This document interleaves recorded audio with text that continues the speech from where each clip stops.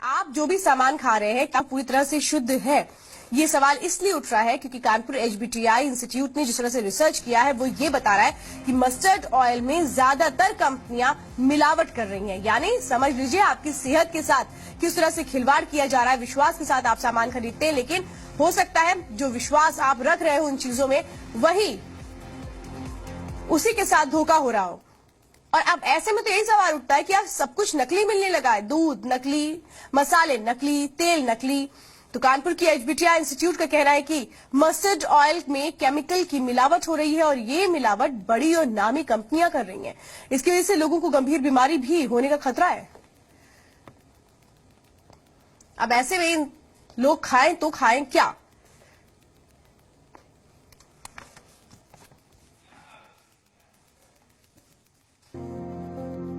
भारत में सरसों का तेल सदियों से खान पान में इस्तेमाल होता रहा है। माना जाता है कि इसके इस्तेमाल से शरीर मजबूत रहता है और प्रतिरोधक क्षमता विकसित होती है। लेकिन अब सरसों के तेल के नाम पर मिलावटी तेल बाजार में बेचा जा रहा है। धोखा देने के लिए इसमें पीला रंग भी मिला दिया जाता है। एक रिपोर्ट में ये बात सामने आई है कि कई तरह के केमिकल से तैयार ये तेल न सिर्फ घातक है बल्कि कई बीमारियों को भी जन्म दे रहे हैं। कानपुर के एचबीटीआई लैब की रिसर्च के मुताबिक ये मिलावटी तेल शरीर की पाचन क्रिया में शामिल नहीं होते हैं और आंतों से होते हुए शरीर से बाहर निकल जाते हैं।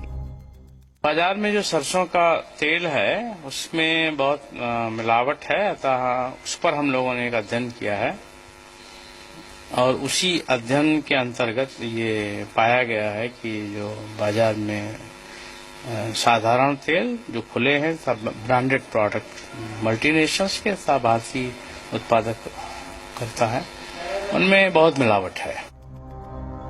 एचबीटीआई ने रिसर्च के लिए कई राज्यों से तेल के नमूने इकट्ठे किए। इनमें लोकल तेल से लेकर बड़ी कंपनियों के ब्रांडेड तेल भी शामिल थे। 8 महीने की रिसर्च से पता चला कि तेल में कुछ केमिकल तो मानक से 20 गुना अधिक मात्रा में मौजूद थे। रिसर्च से पहले भी ये साबित हो चुका है कि सरसों की जगह अर्जिमोन के इस्तेमाल से ड्रॉपसी जैसी बीमारी हो सकती है। ये बिल्कुल जहर है क्योंकि इससे बहुत गंभीर रोग हो सकता है जिसे कहते हैं एपिडेमिक ड्रॉपसी। ये एपिडेमिक ड्रॉपसी बहुत खतरनाक बीमारी है। इसमें सूजन के अलावा जब ये पानी भरता है, ये पानी पूरे शरीर में फैलता है, फेफड़े तक पहुंच जाता है और फेफड़े से ये हार्ट तक में जोर डालता है और हार्ट में इतना प्रेशर डालता है, हार्ट फेलियर हो जाता है।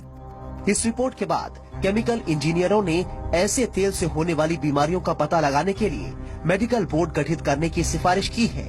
वहीं आम आदमी भी रिपोर्ट के बारे में जानकर हैरान परेशान है। पहले भी ये बात सामने आ चुकी है कि देश में जितना सरसों पैदा होता है उससे ज्यादा तेल बाजार में मौजूद है। ऐसे में मिलावटी और नकली तेलों पर रोक लगाकर ही आम आदमी की सेहत का ख्याल रखा जा सकता है।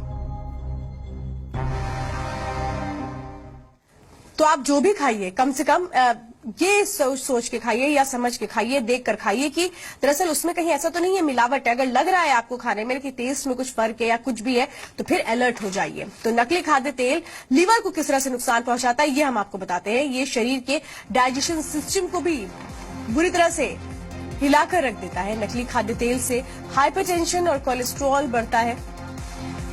नकली खाद्य तेल की वजह से किडनी भी खराब हो जाती है। तो जॉइंटिस, हेपेटाइटिस, उल्टी, पेचिस, एनीमिया जैसी घातक बीमारियां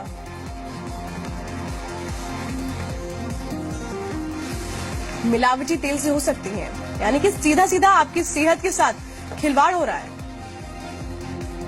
तो चंद मुनाफे के लिए कैसे लोगों की सेहत के साथ खिलवाड़ कर रही हैं कंपनियां, लेकिन इन्हें क्या रोकने के लिए कोई नियम नहीं है? क्या इन पर सख्ती नहीं हो सकती? और इस तरह से हिम्मत कैसे हो जाती है मिलावटखोरों की मिलावट करने की? क्या कहीं ना कहीं सिस्टम की खामी इसमें नजर आती है?